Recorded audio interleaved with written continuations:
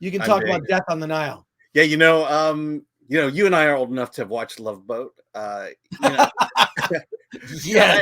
That was what first brought me back when I watched this movie. It's like, wow, Really? all these stars in a story, and Love Boat was actually getting some pretty big name stars. I'd probably say B-list to even Tom Hanks was on Love Boat at one point.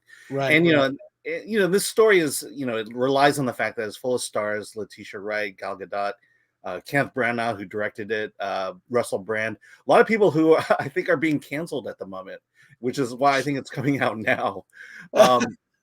But it's based on the Agatha Christie novel, so you can't really say a whole lot. And what I like about this movie compared to a lot of mysteries that come out is there's an element where you can kind of solve the mystery along with Poirot.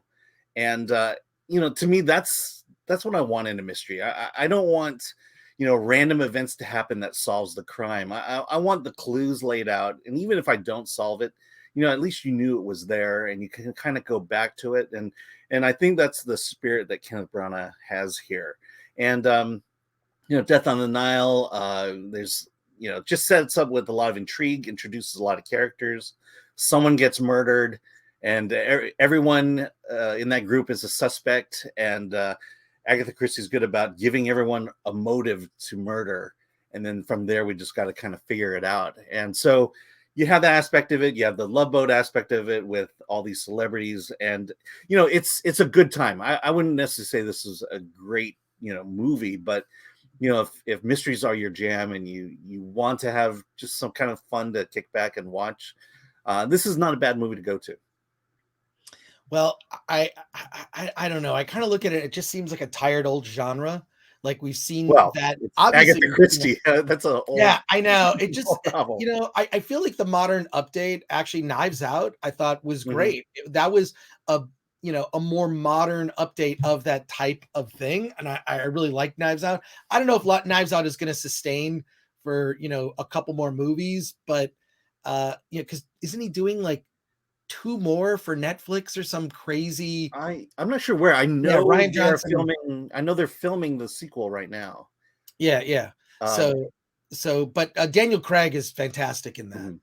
So how is Kenneth Branagh in Death on the Nile? Yeah, I mean, this is a sequel as well, so he's done it before. I mean, Kenneth Branagh, he's just good in whatever he does, right. And it's a very, Poirot is, he's a little bit low energy, but he does have, bursts of, this obsessive burst that he goes through, and I'll just say, you can't always make. I think there's something to be said about going back and kind of reinvigorating old genres, old ways of storytelling.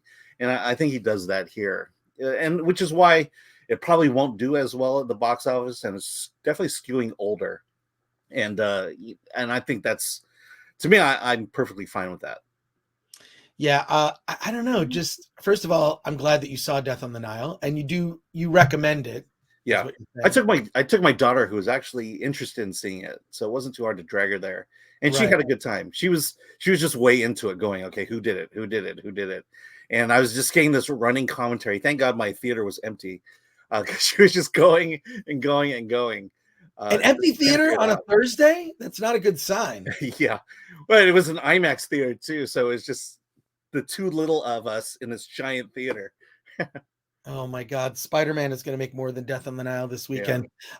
Quickly in the chat, Loom TV says Death on the Nile, aka green screen the movie. Yeah. Was it particularly green screen? I wouldn't call it. I mean, obviously the stuff on the boat is all done on set, and so, but I think, I wouldn't say it's like, the prequels green screen. There's a lot of fake sets that were built. So it does. Yeah, it is. All right, there you go. I'll give it to you.